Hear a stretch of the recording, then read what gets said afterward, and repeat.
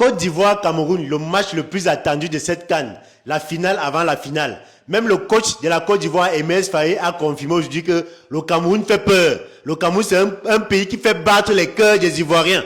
Voilà. Il a confirmé que le Cameroun n'est pas un pays à prendre à la légère. Écoutons-le ensemble. On sait que le match de demain, c'est un match important pour nous déjà, l'équipe. Si on gagne demain, on est automatiquement qualifié pour les huitièmes de finale. Mais on sait aussi que c'est un match très important pour le peuple ivoirien. Un match contre le Cameroun, c'est jamais un match facile, mais c'est un match qu'on doit gagner pour le pays. Donc ça va être un match important pour ces deux raisons-là demain. Ça va être un match très important pour se qualifier, comme le coach l'a dit. Le match, on le prépare bien, avec beaucoup de sérieux. Donc voilà, on va essayer de faire un gros match pour aller chercher un résultat dimanche. Bonjour coach, Mohamed Balo, journaliste RTI 3. On sait tous que cette équipe camerounaise est amputée de la plupart du C4. On a entre autres Vincent Bouaka, on a André Onana qui sont absents de la liste. Est-ce que pour autant ça en fait une équipe vulnérable? Non, même si c'était une équipe vulnérable, c'est un match particulier. C'est pas un match lambda, c'est pas un match comme les autres. Donc quoi qu'il arrive, l'équipe du Cameroun de demain sera très très solide. Et elle va venir avec ses arguments, elle va venir avec les joueurs qu'elle a sélectionnés. Donc difficile de dire qu'avec ses absents, cette équipe sera vulnérable. C'est impossible. C'est impossible que sur un Côte d'Ivoire-Cameroun, le Cameroun arrive avec une vulnérabilité. Donc ce sera un match qui sera compliqué. Comme on l'a dit, comme on le sait, ça va être un match disputé. Les deux équipes vont vouloir gagner. Les deux équipes vont vouloir se qualifier, parce que même si elle gagne, elle est qualifiée pour les huitièmes. Donc non, ça va être un match très très compliqué. Pour moi, ça va être un bon match. Je vais retrouver des camarades de Ligue 1, voilà, dans l'équipe adverse. Je prends ce match comme une finale.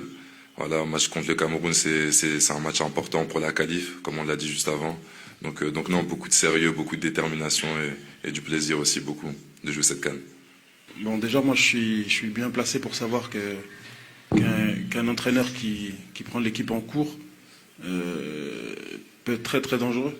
Donc ce côté-là, je m'en méfie beaucoup.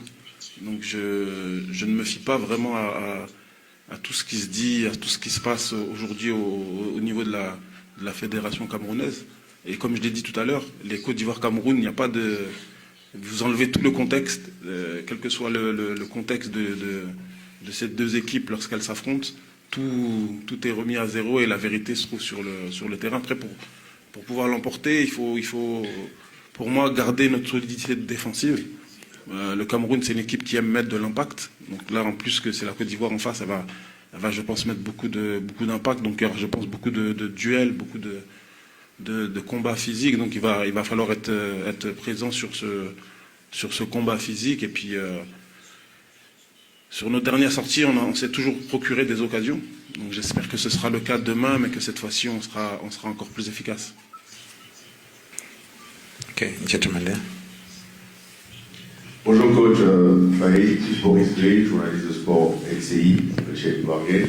Alors coach, sur le premier match Cameroun face au Gabon, quelles sont les forces que vous avez décelées chez cette équipe camerounaise, si d'aventure vous avez regardé le match? Vous remettez en doute mon professionnalisme. Non, oui, on a regardé. Après, comme je l'ai dit tout à l'heure, on va dire que j'ai répondu quasiment à la question sur la réponse précédente. C'est une équipe qui va mettre beaucoup d'impact physique. C'est une équipe qui sait jouer direct. C'est une équipe qui pose des problèmes tactiques parce qu'ils ont une liberté offensive qui fait qu'ils sont capables d'attaquer de différentes manières.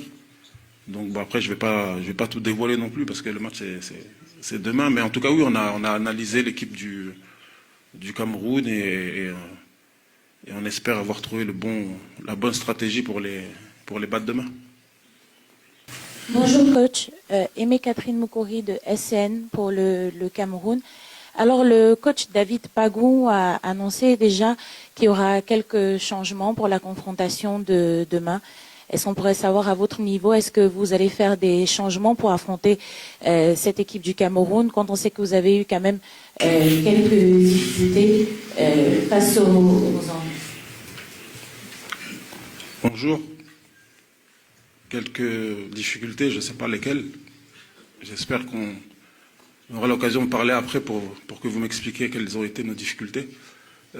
Après, bon, des changements, je ne sais pas encore. On dit que la nuit porte conseil. Pour l'instant, la nuit d'hier ne m'a pas porté conseil.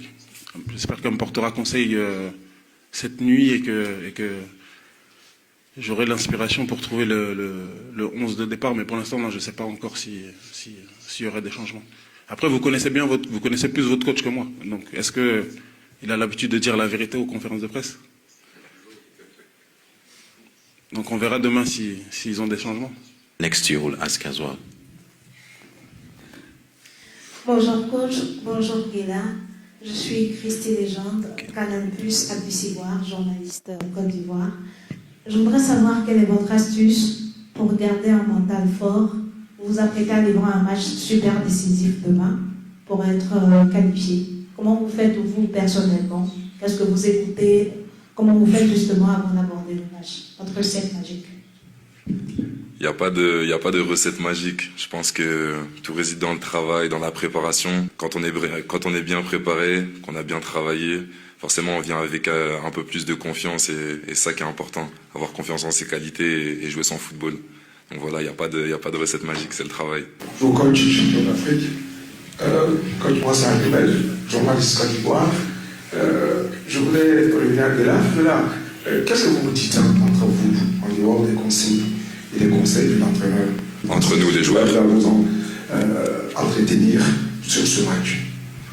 Sur ce match en particulier, sur ce match comme tous les matchs d'ailleurs, quand on se parle, c'est voilà, surtout on se motive, mettre beaucoup d'intensité. C'est des valeurs de base, mais quand on se donne tous à fond, on sait qu'on peut faire de grandes choses.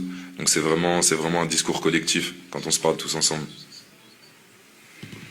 Alors coach, on sait que la Côte d'Ivoire est passée par toutes les émotions lors de la dernière CAN avant de soulever ce trophée. Alors il y a une question qui me trottine. En cas de résultat négatif contre le Cameroun, est-ce que vous trouvez votre groupe suffisamment mûr pour pouvoir assumer la situation et avancer? Bon, j'espère que oui. J'espère que oui, mais j'espère qu'on n'aura pas à le tester. Mais non, franchement, le groupe, depuis la dernière CAN, plus on avance dans le temps, plus il dégage une solidarité, plus il dégage un état d'esprit. Et je pense, par rapport à ce que je vois, par rapport à ce que je vis avec le groupe, que non, c'est un groupe qui est prêt à passer par toutes les températures, par les tempêtes, par le soleil. Donc non, franchement, je veux pas non plus toujours penser à ce qui s'est passé lors de la dernière CAN, mais j'aime ce que je ressens de mon groupe et je pense qu'on est prêt pour traverser cette compétition, quels que soient les événements qui vont nous trouver sur notre chemin. On était en duplex après le match de mercredi et effectivement il a dit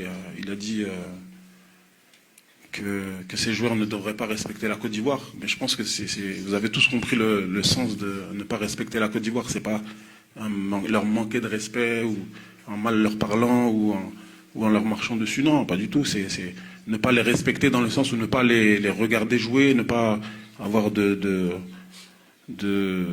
complexes par rapport à la Côte d'Ivoire. Mais comme je l'ai dit aussi tout à l'heure, les Camerounais ne sont pas habitués à être autre chose que favoris. Donc j'ai jamais vu un Camerounais complexé par qui que ce soit. Donc je pense que quoi qu'il arrive, ces joueurs ne nous respecteront pas dans le bon sens du terme. Et nous non plus d'ailleurs, on ne le respectera pas dans le bon sens du terme. Mais ça, je l'ai entendu et c'était une réflexion qui n'avait aucune malveillance. Face au Mozambique, c'était laborieux, c'était pas évident. Maintenant, pointe le Cameroun qui est largement en termes de statut un cran au-dessus du Mozambique. Après le Cameroun arrivera le Gabon. Est-ce que la Côte d'Ivoire que vous conduisez se sent déjà dans l'impasse? Bon, comme je suis venu avec, en étant de bonne humeur, hein, je ne vais pas céder à la provocation camerounaise.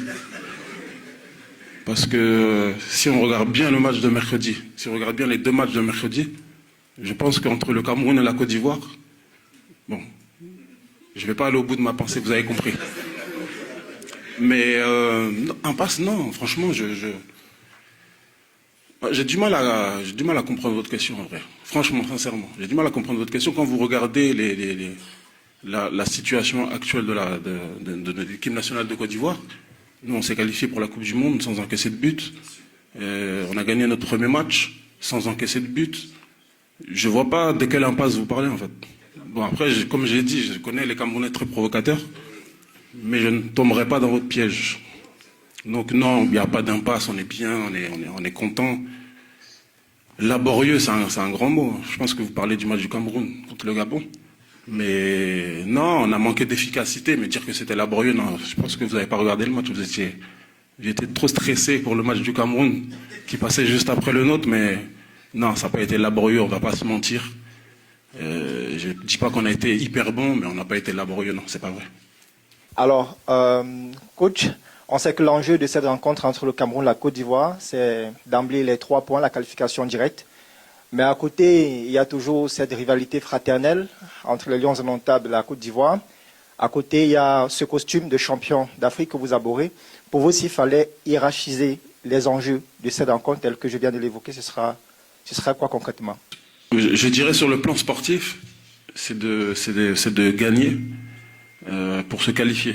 Déjà dès la deuxième journée et se rapprocher de notre objectif de finir premier du groupe pour rester à Marrakech, parce que c'est notre camp de base. Après, pour le peuple, parce qu'on joue aussi pour le peuple, le plus important, c'est de gagner, parce que c'est le Cameroun, parce que c'est notre frère ennemi, c'est notre rival préféré. C'est la belle famille, c'est beaucoup de choses. Hein. En plus, j'ai appris hier que à chaque fois que ces deux équipes s'affronteraient en poule, le gagnant remportait le trophée. Donc ça, c'est une motivation supplémentaire qui fait que demain, vraiment, on va aborder ce match pour le gagner, mais il n'y a pas vraiment de hiérarchie. Vraiment, c'est important pour toutes ces choses-là. Bah déjà, le temps, c'est vrai qu'il est un peu similaire au temps qu'on a en Europe. Donc pour ça, je suis pas trop dépaysé.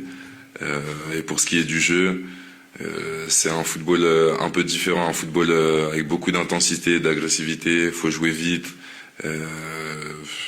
Et c'est une compétition, c'est la CAN, donc forcément le niveau il augmente et il faut monter tous les curseurs, il n'y a pas le choix pour être bon. Bonjour, je suis pour Nico TV.